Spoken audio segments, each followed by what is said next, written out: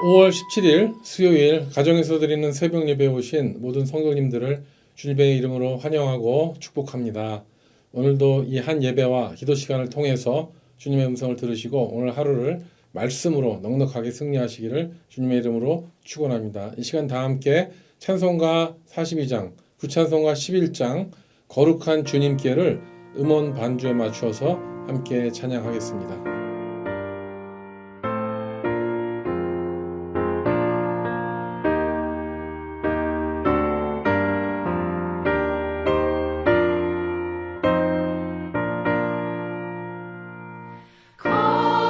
거룩한 주님께 예배를 드리세 무릎을 꿇고서 영광 돌려 금같은 순종과 향기로운 겸손을 주님께 바쳐서 경배하세. 주 앞에 삼고서 겸손히 행하며 주 너를 언제나 돌보시리. 말씀엔 위로와 기도의 응답을 내 갈 길 바르게 인도하리.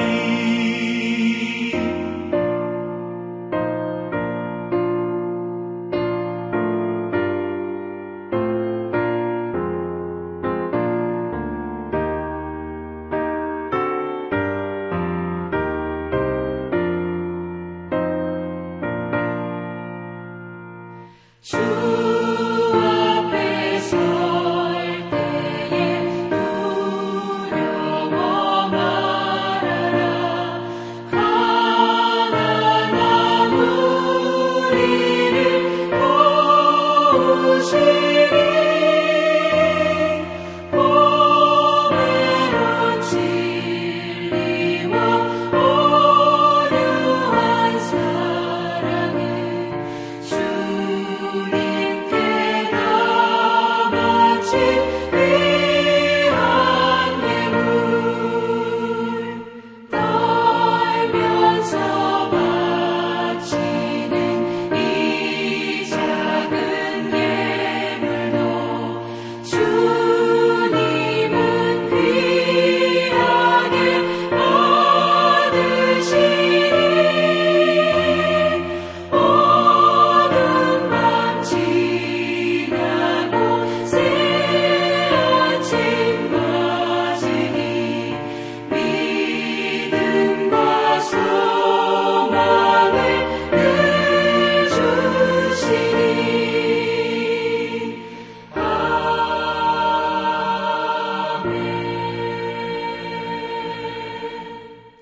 함께 기도하겠습니다. 거룩한 아버지 하나님, 주님의 존전 앞에 우리가 모였습니다.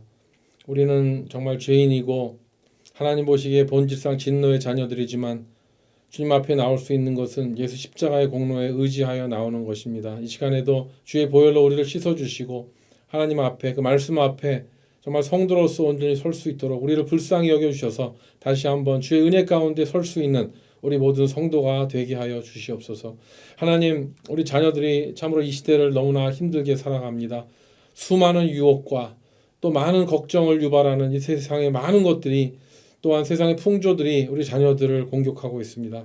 기도하옵기는 우리 자녀들이 이 세상을 따라가고 망하는 것이 아니라 주의 말씀을 붙잡고 정말 연어가 그 물살을 거슬러 올라가는 것 같이 그렇게 주의 말씀을 붙잡고 이 세대를 거스르며 믿음으로 말씀으로 승리하는 우리 자녀들이 되게 하여 주시옵소서. 잃어버렸던 그 신앙을 회복하게 하시고 떠났던 탕자들이 돌아오게 하여 주시옵시고 정말 교회가 우리 자녀들을 온전히 세우기 위해서 온 마음과 정성을 다하여 우리 교육부를 위해 기도하며 또 교회의 모든 우리 자녀들을 내 자녀같이 여기면서 그렇게 함께 우리 자녀들을 키우며 믿음으로 세울 수 있도록 주여 우리 모든 성도들 한 마음으로 묶어주시고 인도하여 주시옵소서. 하나님 오늘 말씀을 들을 때 성령께서 또 우리의 필요한 말씀을 주시고 그 말씀에 순종하는 복된 하루가 되기를 원하옵고 우리를 주에서 구원하신 예수님의 이름으로 기도드립니다. 아멘. 오늘 하나님의 말씀은 레위기 11장 24절에서 47절까지 말씀입니다. 성경이나 자막을 참조하시고 제가 읽어드리도록 하겠습니다. 이런 것은 너희를 부정하게 하나니 누구든지 이것들의 죽음을 만지면 저녁까지 부정할 것이며 그 죽음을 옮기는 모든 자는 그 옷을 빨지니 저녁까지 부정하리라. 굽이 갈라진 모든 짐승 중에 쪽발이 아닌 것이나 새김질 아니하는 것의 죽음은 다 내게 부정하니 만지는 자는 부정할 것이요 네 발로 다니는 모든 짐승 중 발바닥으로 다니는 것은 다 내게 부정하니 그 죽음을 만지는 자는 저녁까지 부정할 것이며 그 죽음을 옮기는 자는 그 옷을 빨지니 저녁까지 부정하리라. 그것들이 내게 부정하니라. 땅에 기는 길짐승 중에 내게 부정한 것은 이러하니 곧 두더지와 쥐와 큰 도마뱀 종류와 도마뱀 부치와 육지 악어와 도마뱀과 사막 도마뱀과 카멜레온이라. 모든 기는 것 중 이것들은 내게 부정하니 그 죽음을 만지는 모든 자는 저녁까지 부정할 것이며 이런 것 중 어느 것의 죽음이 나무 그릇에든지 의복에든지 가죽에든지 자루에든지 무엇에 쓰는 그릇에든지 떨어지면 부정하여지리니 물에 담그라. 저녁까지 부정하다가 정할 것이며 그것 중 어떤 것이 어느 질그릇에 떨어지면 그 속에 있는 것이 다 부정하여지나니 너는 그 그릇을 깨뜨리라. 먹을 만한 축축한 식물이 거기 담겨졌으면 부정하여질 것이요 그 같은 그릇에 담긴 마실 것도 부정할 것이며 이런 것의 죽음이 물건 위에 떨어지면 그것이 모두 부정하여지리니 화덕이든지 화로이든지 깨뜨려 버리라. 이것이 부정하여져서 너에게 부정한 것이 되리라. 샘물이나 물이 고인 웅덩이는 부정하여지지 아니하되 그 죽음에 닿는 것은 모두 부정하여질 것이요 이것들의 죽음이 심을 종자에 떨어지면 그것이 정하거니와 만일 종자에 물이 묻었을 때에 그것이 그 위에 떨어지면 너희에게 부정하리라. 너희가 먹을 만한 짐승이 죽은 때에 그 죽음을 만지는 자는 저녁까지 부정할 것이며 그것을 먹는 자는 그 옷을 빨 것이요 저녁까지 부정할 것이며 그 죽음을 옮기는 자도 그의 옷을 빨 것이요 저녁까지 부정하리라. 땅에 기어다니는 모든 길짐승은 가증한즉 먹지 못할지니 곧 땅에 기어다니는 모든 기는 것 중에 배로 밀어 다니는 것이나 네 발로 걷는 것이나 여러 발을 가진 것이라. 너희가 먹지 말지니 이것들은 가증함이니라. 너희는 기는 바 기어다니는 것 때문에 자기를 가증하게 되게 하지 말며 또한 그것 때문에 스스로 더럽혀 부정하게 되게 하지 말라. 나는 여호와 너희의 하나님이라. 내가 거룩하니 너희도 몸을 구별하여 거룩하게 하고 땅에 기는 길짐승으로 말미암아 스스로 더럽히지 말라. 나는 너희의 하나님이 되려고 너희를 애굽 땅에서 인도하여 낸 여호와라. 내가 거룩하니 너희도 거룩할지어다. 이는 짐승과 새와 물에서 움직이는 모든 생물과 땅에 기는 모든 길짐승에 대한 규례니 부정하고 정한 것과 먹을 생물과 먹지 못할 생물을 분별한 것이니라. 아멘. 이 말씀은 하나님의 말씀입니다. 어제와 오늘은 유대인에게 있어서 먹으면 안 되는 짐승과 그리고 어물들 그리고 새와 곤충에 대한 그런 규례에 대한 것이라서 자칫하면 한국 성도님들에게는 다소 부담이 있고 꺼리끼어지는 느낌이 있는 말씀이 아닐 수가 없습니다. 어제 본문에 먹지 말라고 한 대표적인 부정한 짐승이 뭡니까? 네, 굽이 갈라져 쪽발이지만 새김질을 하지 못하는 대표적인 동물 뭡니까? 네, 돼지입니다. 네, 한국인의 최고 식재료 중에 하나죠. 돼지고기. 특히 기름을 먹지 말라고 했는데 한국 사람들은 기름이 제일 많은 돼지 삼겹살을 전 세계 어느 국민들보다 선호하고 있습니다. 그뿐입니까? 우리 한국 사람들은 지느러미와 비늘이 없는 생선, 이 오징어가 이 국민 생선 아닙니까? 저도 제일 좋아하는 식당 메뉴 중 하나가 오징어 볶음입니다. 그리고 동물을 도살할 때 나오는 그 피, 그 선지 피를 받아서 만드는 선지 해장국이나 순대 이런 거를 먹고 있는 한민족은요, 유대인들이 어떨까요? 레위기를 비추어 볼 때 가장 그들이 혐오하는 음식을 먹는 민족 중에 하나로 취급할 수 있을 것 같습니다. 물론 우리보다 더한 민족도 있죠. 중국과 동남아시아에 보면은요, 어떤 민족은 정말 한국 사람들은 상상하지도 못하는 박쥐라든가 쥐라든가 전갈이라든가 또 도마뱀, 카멜레온, 철새들 뭐 할 것 없이 원숭이, 낙타 뭐 한국 사람들은 상상할 수 없는 그런 동물들을 식재료로 삼아서 먹는 걸 보면은요. 어쨌든 정말 유대인들이 볼 때 이 동양에 있는 사람들 아마 좀 야만인으로 취급할 것 같습니다. 요즘에 우리 한국에서도 뭐 개를 먹는 것을 법으로 금지하는 법을 이제 추진할 거라고 합니다만, 이것이 어떤 선진국으로 가기 위한 특별법이 제정되려고 하는 것 같습니다. 어쨌든간 어제와 오늘 본문에 보면은 계속 먹지 말라고 한 그런 이런 동물들의 리스트가 나오고 있는데 도대체 왜 이런 동물들을 먹지 말라고 하시는지 우리는 하나님의 뜻을 좀 헤아려 볼 필요가 있습니다. 물론 우리가 이제 이런 것에서 자유함을 얻었습니다. 우리는 바울의 그런 신학을 통해서 이제는 모든 민족들이 무엇을 먹고 안 먹고 이런 걸로 구원받는 것이 아니고 이 구원과 상관없이 이제는 모든 것의 자유를 누리게 된 것은 사실입니다. 그래서 이 되새김질 안 하는 이 쪽발동물 돼지 보쌈을 이제 마음껏 드셔도 됩니다. 그리고 비늘 없는 생선, 오징어 볶음, 낙지전 맛있게 드시고 그리고 동물 피로 만든 순댓국, 선지 해장국 다 드셔도 됩니다. 그것은 한국인으로 태어나서 누릴 수 있는 우리 식생활의 문화유산 아닙니까? 그 헤리티지. 그렇기 때문에 그 무엇을 먹어도 이제는 예수님께서 허락하신 생명의 법이 유대인들의 이런 식문화 율법보다는 이제 우선하기 때문에 우리는 이 모든 것을 예수님 덕분에 먹을 수가 있게 된 것입니다. 할렐루야죠. 한마디로 예수님 시대 이후로는 이런 부정한 음식을 먹는 그 자체가 이제는 하나님의 율법을 어기는 것은 아닙니다. 그래서 예수님께서도 이런 말씀을 하셨죠. 먹는 것에 대해서 아주 중요한 말씀하셨는데 마태복음 15장 11절에 보면 입으로 들어가는 것이 사람을 더럽게 하는 것이 아니고 입에서 나오는 그것이 사람을 더럽게 한다는 그 말씀이 있지 않습니까? 그러시면서 예수님이 17절에 다시 한번 컨펌하시죠. 입으로 들어가는 것은 배로 들어갔다가 뒤로 내버려진다. 아주 구체적이고 적나라한 말씀을 해주시면서 인간은 입으로 들어가는 것이 인간을 부정하게 하는 것이 아니라 입에서 나오는 그 악한 것이 인간을 더럽게 만든다는 것을 분명하게 얘기해 주셨습니다. 하나님께서도요 인간에게 처음에는 그냥 모든 동물을 잡아 먹을 수 있게 원래 하셨습니다. 창세기 9장에 보면은 이런 말씀이 나오죠. 이거는 우리가 지금 레위기에서 보는 그런 음식 재료에 대한 먹을 수 있는 동물에 대한 것과 아주 중요한 말씀인데요. 원래는 창세기 9장 3절에 이런 말씀이 나옵니다. 모든 산 동물은 너희의 먹을 것이 될지니라. 채소같이 내가 이것을 다 너에게 주노라 하고 하나님은 모든 동물을 먹을 수 있다고 먼저 선언을 하셨습니다. 그렇기 때문에 창세기가 레위기보다 먼저 기록된 말씀이기 때문에 여기서 모든 산 동물을 잡아먹을 수 있는 이 권리는요 하나님께서 인간에게만 부여하신 것이죠.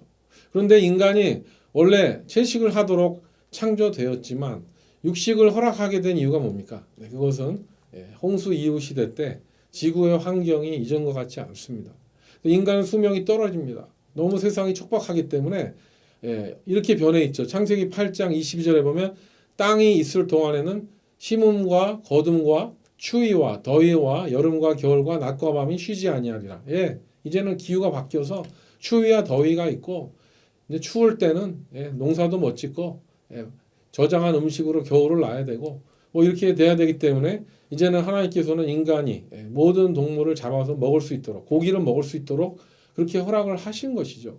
그래서 정말 그래서 처음에는 9장에 모든 동물을 먹되 그렇게 이렇게 잡아먹을 수 있는 권한을 주셨지만 근데 한 가지 얘기하셨죠. 창세기 9장 4절에 보면 그러나 고기를 그 생명되는 핏째는 먹지 말아라 하는 말씀하셨습니다. 그런데 한국 사람들은 어떻습니까? 이것조차 어겨서 한국 한반도는 워낙 식재료가 귀중해 있었던 그리고 기근이 많이 있었던 그런 우리 조상들이기 때문에 모든 식재료가 귀중했죠. 그래서 이제 피 한 방울도 버릴 수 없어서 핏째 먹는 음식, 순대, 선지 해장국, 뭐 육회, 뭐 이런 것들 어렸을 때 제가 기억나는데요. 염소 장사들이 염소를 길거리에서 잡잖아요. 그리고 그 피를 사발로 받아갖고 염소를 그 산 아저씨한테 먹으라고 이렇게 주는데 어우 그거 진짜 제가 참 생각이 납니다. 이런 거 보면은 핏째 먹지 말라고 하신 하나님의 이 계명을 창세기는 계명도 어기는 우리 한민족들 정말 본질상 진노의 자녀가 아닐 수가 없습니다. 하지만 우리가 이제는 이런 이유 때문에 우리가 구원을 받지 못하고 신앙을 포기하지 않습니다. 왜 그렇습니까? 예수님께서 이 바울에게 이방인들의 그런 우상숭배의 제물을 먹지 말아야 되나 먹어야 되는가에 대한 정답을 알려주셨기 때문에 이제는 바울이 그런 우상숭배한 음식을 먹고 그렇게 다양한 그런 유대인과 다른 식문화를 가지고 그가 적응할 수 있었기 때문에 그가 선교할 수 있지 않았습니까?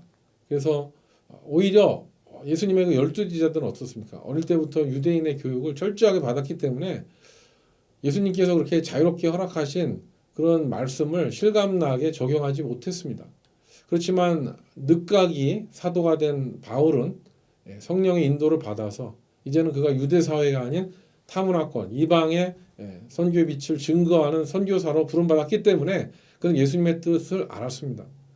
그것이 무엇입니까? 그것은 바울이 이제는 유대 지역이 아니라 안디옥과 또 로마에 이르기까지 이제는 완전히 유대인과 의식주가 전혀 다른 그런 문화권에서 선교하면서 살아야 되기 때문에 그는 때로는 아마 돼지고기를 먹어야 됐을 것입니다. 헬라 문화권, 로마 문화권에서 이방인들에게 전도를 해야 했고 안 믿는 가족에게 신방을 갔어야 됐고 또 이방인 또 개종된 이방인 사역자들과 함께 동역해야 됐기 때문에 이제는 돼지고기를 먹든 부정한 음식을 먹든 이제는 사도 바울은 이제 그가 복음 증거를 위해서 어떻게 해야 되는 그 원리를 초대 성도들에게 제시한 것이 아니겠습니까?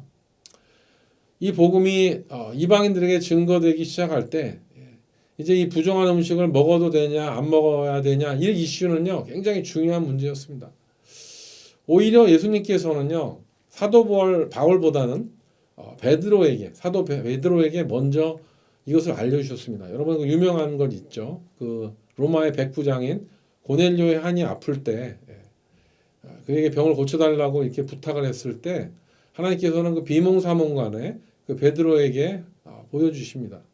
지금 무엇입니까? 그거는 바로 그 꿈속에서 그 부정한 짐승들 오늘 이 레위기에 나와 있는 이 부정한 많은 짐승들이 이렇게 내려올 때 그것을 잡아먹으라고 하지 않습니까? 그랬을 때 베드로는 내가 이렇게 가증하고 이 더러운 걸 어떻게 먹습니까? 그랬을 때 예수님은 3번이나 컨펌을 해 주시죠.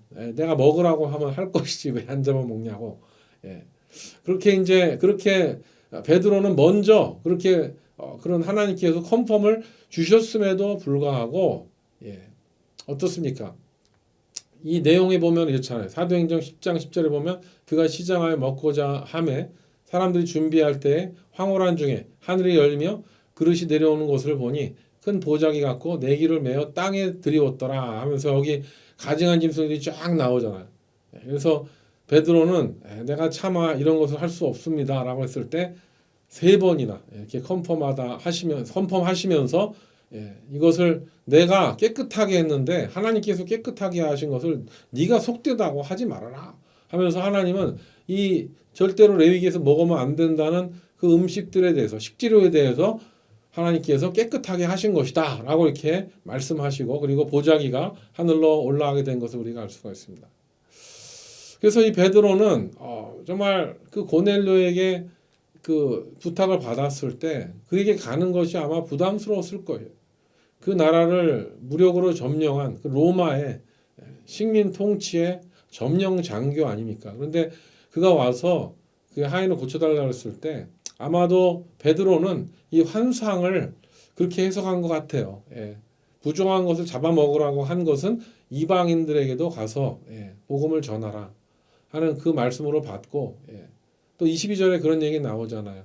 그들이 대답하되 백부장 고넬료는 의인이고 하나님을 경외하는 사람이다. 온 유대 족속이 칭찬하더니 그가 거룩한 천사의 지시를 받아 당신을 그 집으로 청하여 말씀을 들으라 하느니라 한데 이렇게 하면서 이 고넬료가 이렇게 베드로에게 도움을 요청한 것은 그가 하나님을 경외하기 때문에 그렇게 부탁한 것이라고 얘기합니다. 그래서 이제 베드로는 이 부정한 짐승을 잡아 먹으라는 그 환상을 이 이방인인 로마인에게 그렇게 복음을 증거하라는 메시지로 받은 것 같습니다. 그런데 이 베드로는 진짜로 이 부정한 짐승을 먹어야 되는 거에 대해서는 그가 확실하게 동의하지 않은 것 같습니다. 그것이 이제 어떤 사건으로 알게 되냐면요. 나중에 이제 그런 이야기들이 나옵니다. 이제 베드로가 예루살렘에서 복음을 증거하고요. 나중에 이제 바울이 먼저 이방 땅에 헬라 문화권의 안디옥과 또 로마에 복음을 증거하러 갔을 때 이제 베드로가 어떻게 하나 선교 사역 중인 바울을 만나러 가죠.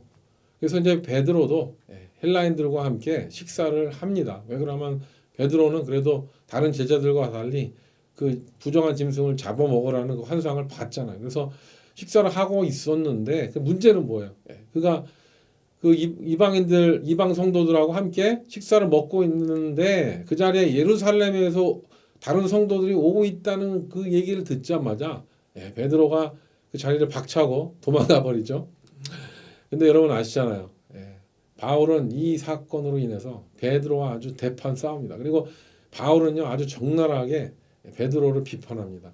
그가 정말 하나님의 사도로 부름을 받았음에도 불구하고 그것으로 인해서 많은 사람들을 시험 들게 하고 실족하게 만들었다고 하면서 근데 정말 사실 성경이 정말 무서울 정도로요.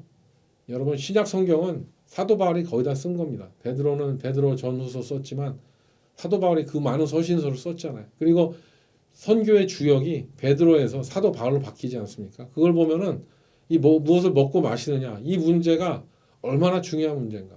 우상 숭배한 음식을 먹어야 되는가? 또 부정한 음식을 먹어야 되는가? 이런 문제는 정말 이 베드로와 바울의 사역을 정말 그 중요한 그 위치를 결정하는 그런 사건이었었습니다. 그렇기 때문에 정말 이 베드로는 고넬료 환상을 보고 일찍이 더 먼저 믿고 그 삶에 적용했어야 되는데 오히려 그 이야기를 들은 바울은 그 먹는 것에 대한 원리를 알았죠. 예수님 말씀대로 입으로 들어가는 음식이 사람을 부정하는 것이 아니고 사람이 나오는 것이 입에서 나오는 것이 더럽게 한다는 제자들이 기록한 그 예수님의 말씀을 새겼고 또 베드로가 본 고넬료 환상을 그대로 믿었기 때문에 그는 먹는 것에 대해서 자유하게 되었습니다.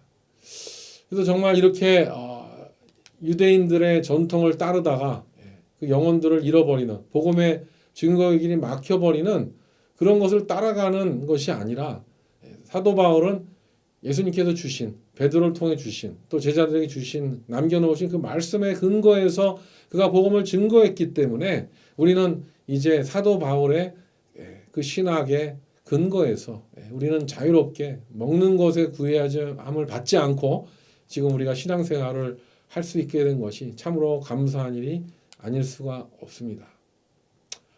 정말 하나님께서 지으신 모든 천지 만물이 단 하나도 악한 것이 없습니다. 하나님이 지으신 모든 것이 선함이라고 그랬습니다. 그런데 어쩌다 이렇게 부정한 음식이 부정한 짐승이 이렇게 구분이 된 것입니까? 그것은 무엇입니까? 인간이 하나님의 그런 계명에 순종하지 않고 선악과를 따먹고 땅이 저주를 받고 또 가인이 아벨을 죽임으로 인간이 인간을 서로 죽임으로 해서 그 피가 떨어져서 이 땅이 또 저주를 받아서 땅이 오염되고 또 인간의 욕심으로 인해서 이 땅이 점점 사악해지니까 인간이 사악해지니까 이 땅과 땅에 있는 미생물들과 또한 모든 짐승들이 그것에 영향을 받아 병을 일으키는 병균을 유발하는 그런 아주 나쁜 환경이 되어버린 것이죠. 그래서 우리는 절대 오해하면 안 됩니다. 예, 우리가 성경에서 이야기하는 그 동물 자체가 악한 거라고 규정해서는 안 됩니다. 이거 악한 거니까 다 죽여서 없애야 되는데 이거 아닙니다. 자연 보호해야 되고요. 멸종 위기에 있는 동물들 지켜야 됩니다. 그래서 여기 보면은 정말 이렇게 오늘 본문 가운데 죽은 사체를 절대 만지면 안 된다 그랬는데 예, 지금은 또 항생제 같은 게 개발됐으니까요.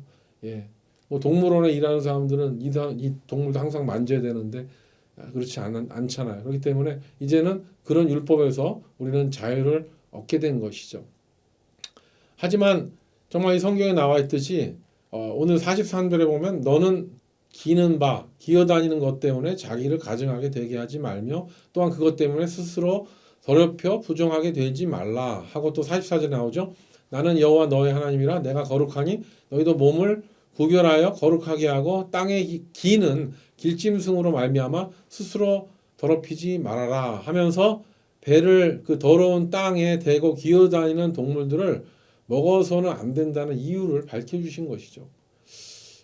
그러면서 하나님께서는 이렇게 더러워질 수 있고 또 이 죄 많은 인간들과 함께 동행하시기 때문에 나는 너희들과 함께하기 때문에 그렇게 너희 몸을 더럽게 하지 말라라고 하신 것입니다. 그리고 45절에 보면 다시 한번 강조되지 않습니까? 나는 너희 하나님이 되려고 너희를 애굽 땅에서 인도하여 낸 여호와라. 내가 거룩하니 너희도 거룩할지어다라고 하시면서 하나님께서는 이 이스라엘 민족이 이제는 애굽인과 다르고 모든 거 다 먹고 그 부정한 것을 다 식재료로 쓰는 그런 애굽인이나 또한 가나안 사람들과 다르다는 것을 분명하게 밝혀내신 것입니다. 그러면서 애굽에서 인도하여 내신 이 거룩한 하나님이시기 때문에 너희들도 거룩하게 돼야 된다라고 얘기하시는데 근데 우리를 이렇게 거룩하게 하신 그 근거가 무엇입니까? 그것은 우리가 이제는 그런 모든 더러움과 부정한 것으로부터 이제 자유함을 얻게 된 결정적인 것은 무엇이에요? 사실은 출애굽한 그 사건으로 끝난 것이 아니라 이제 출애굽한 이스라엘 민족을 또 택하시고 그 안에서 예수 그리스도가 나오셔서 그 예수로 말미암아 이제는 인간의 모든 죄를 대속하시고 십자가에 달리셔서 모든 피 한 방울까지 땅에 쏟으셔서 죽기까지 인간의 죄를 대속하신 예수님의 십자가 대속 때문에 예수님의 죽음 때문에 우리는 감히 하나님 앞에 나아갈 수 있는 또 우리가 감히 거룩을 이야기할 수 있는 그런 성도가 된 것입니다. 그리고 이제는 예수님이 우리의 마음에 들어오실 때 이제 더 이상 더럽고 저주받은 인간이지만 그것으로 심판받는 것이 아니라 예수님을 영접함으로 말미암아 하나님의 자녀가 되는 권세를 받았기 때문에 우리는 비로소 무엇을 먹든지 마시든지 거룩한 성도가 된 줄로 믿습니다. 예전에 성지순례 갔을 때 그 예루살렘에서 그 4성급 그 호텔에서 하루를 머물게 되었습니다. 근데 안내하시는 선교사님이 그 모든 투숙객들이 저녁 식사를 인터내셔널 버페에서 이제 이렇게 저녁을 먹는데 근데 지침을 주시더라고요.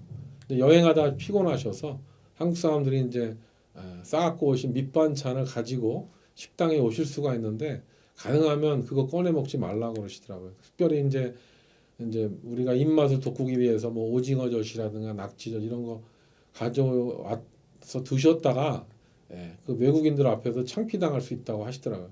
전에 그런 일이 있었대요. 어떤 분이 음식을 드셨는데 그 음식을 낙지젓을 드셨답니다. 접시에 담아서 드셨는데 유대인 랍비가 거기 가면은 그 잘 먹고 있나 이렇게 감시하는 랍비들이 있습니다. 근데 그 랍비들이 이게 뭐냐 했더니 낙지젓이라 했더니 사람들 보는 앞에서 그 그릇을 보란 듯이 그 접시를 깨뜨려 버렸다고. 얼마나 창피한 일입니까?